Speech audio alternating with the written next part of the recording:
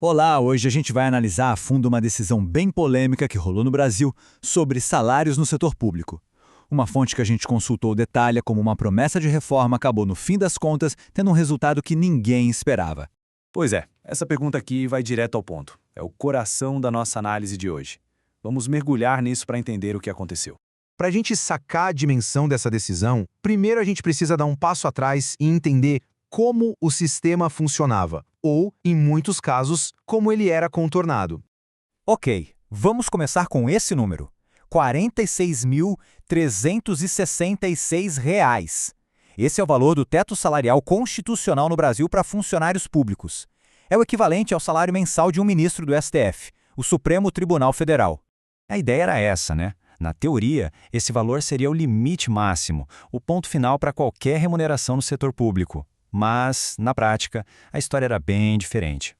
E como esse teto era ultrapassado, a fonte explica que existia um mecanismo bem conhecido, os chamados penduricalhos, que eram usados justamente para dar a volta nessa regra. E olha só alguns exemplos que a fonte cita: auxílio creche, auxílio paletó. Esses benefícios, segundo a análise, eram somados ao salário base. O resultado? A remuneração total acabava passando e muito do limite oficial. Bom, diante desse cenário, a fonte que a gente analisou destaca que surgiu um movimento que ganhou bastante publicidade, prometendo botar um freio nisso tudo. A ideia era moralizar o sistema. A fonte descreve que o ministro Flávio Dino, por exemplo, se posicionou no início como um grande reformador. Ele prometeu proibir de vez esses pagamentos extras dentro do judiciário.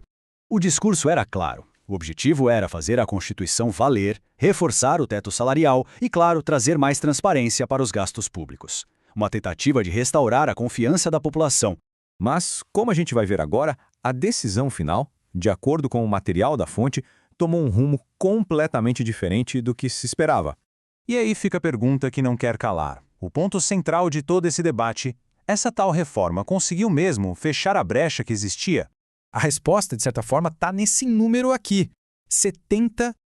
E ele é a chave para entender a surpreendente decisão que foi tomada.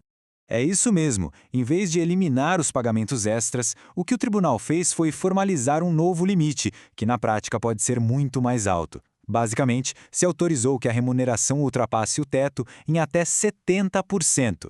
E como se chega nesses 70%? O aumento foi dividido em duas categorias principais. 35% vem de diversas verbas indenizatórias e os outros 35% vêm de benefícios ligados ao tempo de carreira, à antiguidade no serviço. Então, o ponto crucial que a fonte levanta é esse contraste gritante. A promessa era proibir o que excedia o teto. O resultado foi legalizar um excedente de até 70%. É basicamente o oposto do que foi anunciado no início. Agora, a análise da fonte vai além. Ela argumenta que as consequências dessa decisão podem ir muito, mas muito além dos tribunais. A grande preocupação que a fonte aponta é um efeito dominó. O judiciário estabelece esse novo patamar e isso abre um precedente enorme. A partir daí, o legislativo pode usar essa mesma justificativa e depois o executivo, e assim por diante. O argumento se tornaria simples, e a fonte prevê que vai ser exatamente este. Ué, se o judiciário pode, por que a gente não pode também? É o que políticos e outros funcionários públicos poderiam começar a exigir. E tudo isso nos leva ao argumento central, quase filosófico, que o material da fonte apresenta como conclusão. A fonte alega que esse caso é um exemplo claro da dificuldade ou até da incapacidade que o Estado tem de controlar os seus próprios gastos, de se policiar.